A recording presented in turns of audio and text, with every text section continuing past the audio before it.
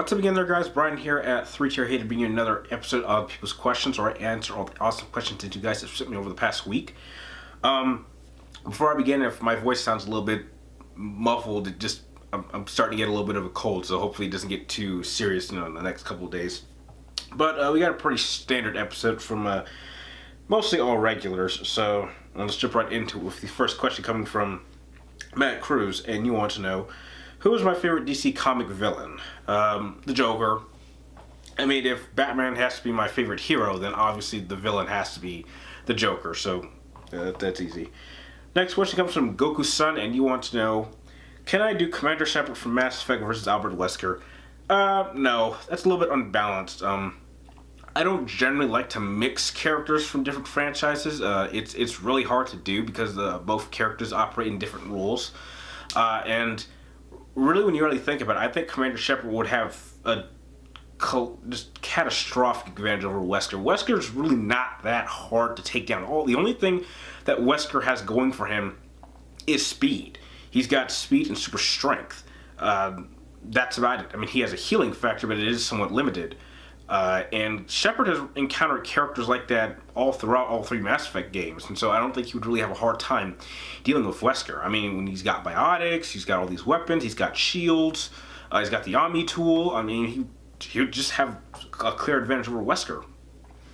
Next question comes from Zyborg136, and you want to know, what character from any game that isn't Final Fantasy could become a Jedi or a Sith Lord? Well, Kratos would probably make a very, very rage-filled Sith Lord. I would probably put him on, on the same level as someone like a Darth Malgus, because Malgus is just consumed with overwhelming hate, and I think him and Kratos would be very, very similar. So I think that if I couldn't pick a character from Final Fantasy, then I think Kratos would be a definite Sith Lord. Next question comes from Mr. Wong, and you want to know, have I played The Walking Dead on PlayStation 3 or PlayStation 4, and have I liked the game series overall? No. I'll be honest, I don't really like The Walking Dead at all. I've never watched the show, I've never read the comics, and I've never played any of the Telltale games. In fact, I don't really like any Telltale games in general. It's just not my type of game that I prefer to play. I know they're very story-driven, and, I'm a story-driven gamer, but I just don't like how they're just really glorified point-and-click games. I don't really like those type of games. Next question comes from Shiny Mega Gengar, and you want to know, which of these characters do I like most, Kratos or Dante?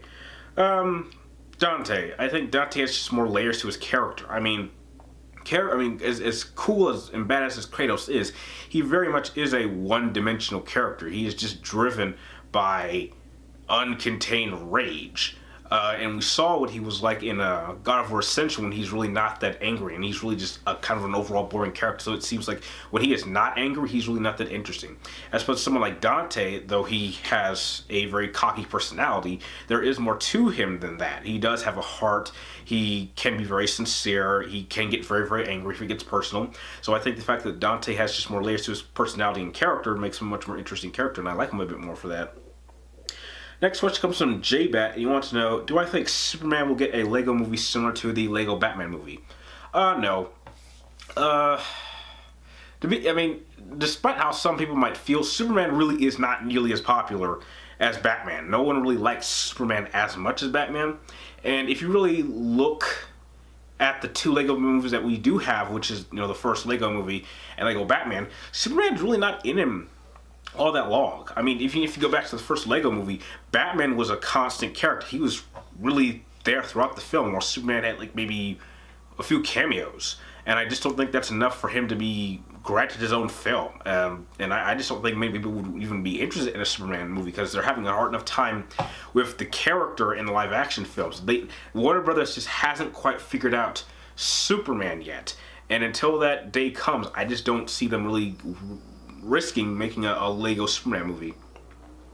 Next question comes from Matthew Mr. M. Keller, and you want to know, would I rather be a strong biotic or a dedicated Force user?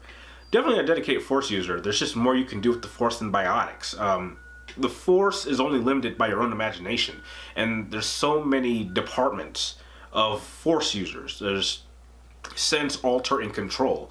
Those are the three different types of Force powers that there are, and there's just there's just a massive variety of abilities that you could have as a Force user as opposed to biotics, which I think is somewhat limited. So I'd definitely be much more of a Force user.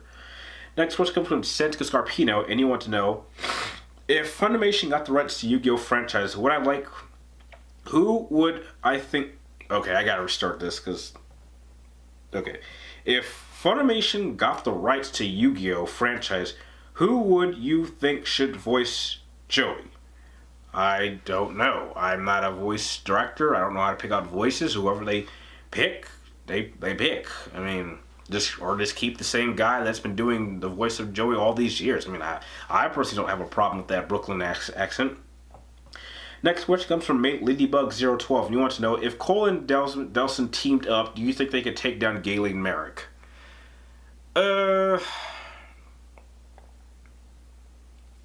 Yeah, I think they could do it. As long as they kept their distance, I think they could certainly beat Galen Merrick. I mean, as long as you keep him at a distance, then you pretty much nullify his... You can pretty much nullify his lightsaber. His lightning can easily be absorbed by Cole. His telekinesis can easily be defended against with their own use of powers. And I think that if they were able to sync their attacks together, then yeah, I think they certainly could take down Galen Merrick. And the last question of the episode comes from Dylan McLaughlin. And you want to know, have I watched Stranger Things? No, I haven't. I just haven't really had all that much time to do much binging on any new shows that have come out. I've just been kind of jumping through all different projects.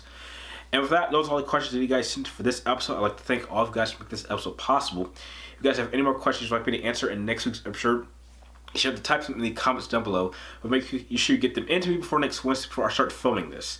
And like always, thank you guys for watching. You're awesome, and I will see you next time.